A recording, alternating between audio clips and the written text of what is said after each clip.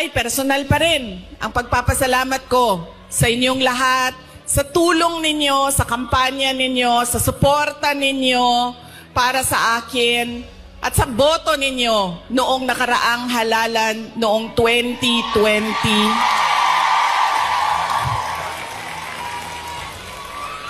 At sa susunod na halalan sa 2020, joke lang.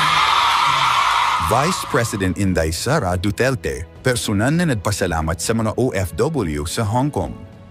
Personal na pinasalamatan ni Vice President Inday Sara Duterte ang ating mga overseas Filipino workers OFW sa Hong Kong dahil sa kanilang patuloy na suporta, hindi lamang sa administrasyon ng kanyang ama na si dating Pangulong Rodrigo Duterte, kundi din sa kanyang panunungkulan bilang pamalawang pamulo ng bansa.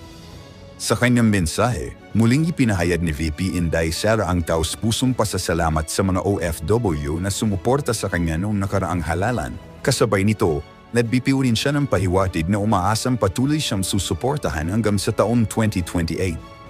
Sa 2028, nakatakdang ganapin ang susunod na halalan para sa pagtapangulo. Tanong ng maraming netizens, isang pahiwatig na ba ito na maaaring tumakbo si VP Inday Sara bilang Pangulo? At kung mangyayari ito, handa ka bang muling magbigay ng suporta sa kanya? Maraming salamat. Pero bakit, ma'am, wala kayong dala na roasted goose? I'm sorry, may dala kaming suka. Kayo walang dalang roasted goose.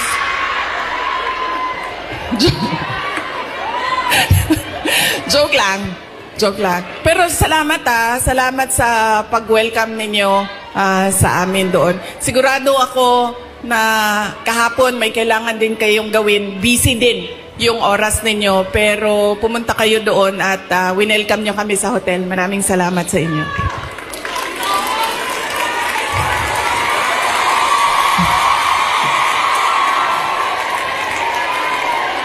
Ang sunod ko po na pagpapasalamat ay personal po sa akin.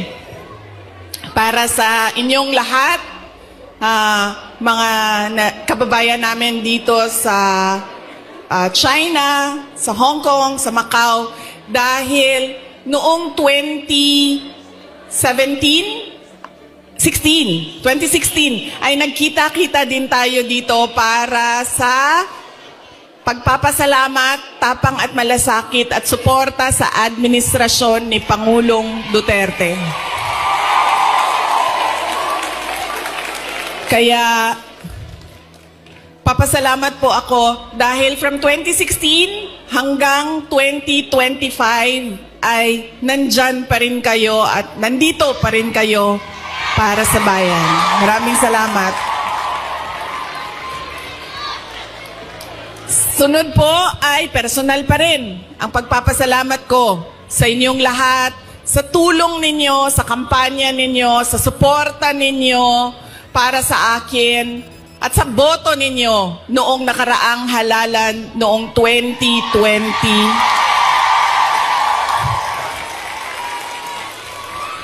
At sa susunod na halalan sa 2020, joke lang. Joke. Sandali lang.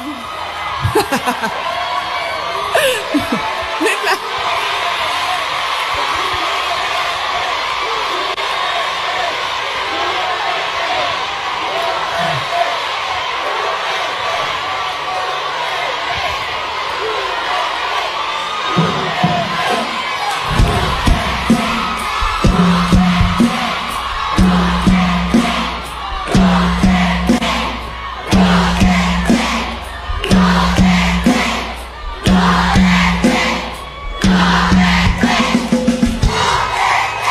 Okay. Papunta na po ang suspension order. Sige. Sige.